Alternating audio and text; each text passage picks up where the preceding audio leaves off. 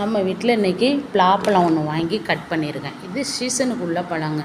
பலாப்பழங்கிறது சீசனுக்குள்ள பழம், இது எல்லாருக்குமே தெரியும். இருந்தாலும் நான் சொல்கிறேன், இந்த பலாப்பழத்தை சீசனுக்கு உள்ளதுனால நம்ம சுகர் பேஷண்ட்டு, ஹார்ட் பேஷண்ட்டு எல்லாருமே சாப்பிட்லாங்க.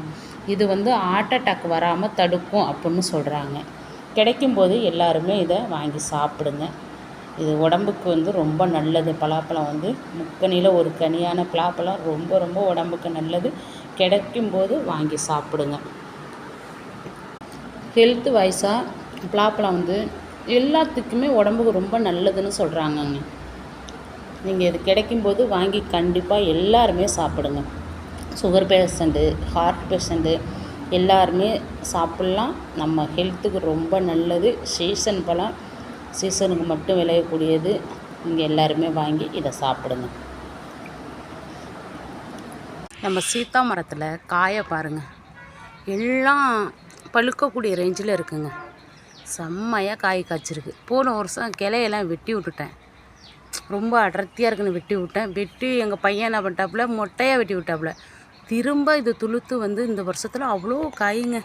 இங்கே இருங்க, ஒரு பழம் நிறைய வவ்வால் அடிச்சுட்டு போயிடுது. இதில் ஒரே ஒரு பழம் எனக்காக விட்டுட்டு போயிருக்கு. நல்லா பழுத்துருச்சுங்க. இருங்க, நல்லா பழுத்துருச்சு. அது இப்போ சாப்பிட போகிறேன்.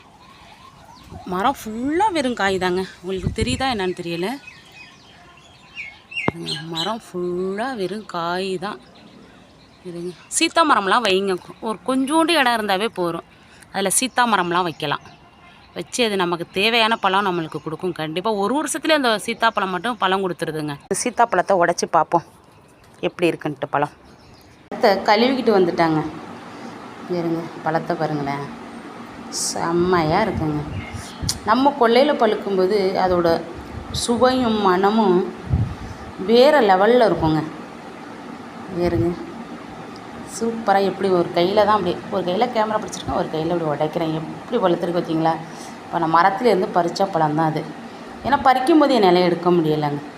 ஒரே ஆள், ஏன்னா உயரத்தில் இருக்க அந்த கிளையை பிடிச்சி வளைச்சி நம்ம பறிக்கணும். இருங்க, இவ்வளோ சூப்பராக இருக்குண்ணே. சீத்தாப்பழம் பிடிச்சிருந்தா லைக் பண்ணுங்கள், ஷேர் பண்ணுங்கள், கமெண்ட் பண்ணுங்கள். இருங்க, ஒரு சின்ன இடமா இருந்தாலும் அதில் ஒரே ஒரு கன்று நீங்கள் நட்டு வைங்க. தேவையானது லெமனு, சப்போட்டா, சீத்தா, கொய்யா, இதெல்லாம் நம்மளுக்கு ரொம்ப ரொம்ப யூஸ்ஃபுல்லாக இருக்குங்க. மா, பலா இதெல்லாம் நம்மளுக்கு ரொம்ப யூஸ்ஃபுல்லாக இருக்கும். ஆனால் உடனே நமக்கு காய்க்கக்கூடியது சீத்தா, லெமன், சப்போட்டா. அதெல்லாம் சீக்கிரம் காய்ச்சிருங்க. பிடிச்சா லைக் பண்ணுங்கள்.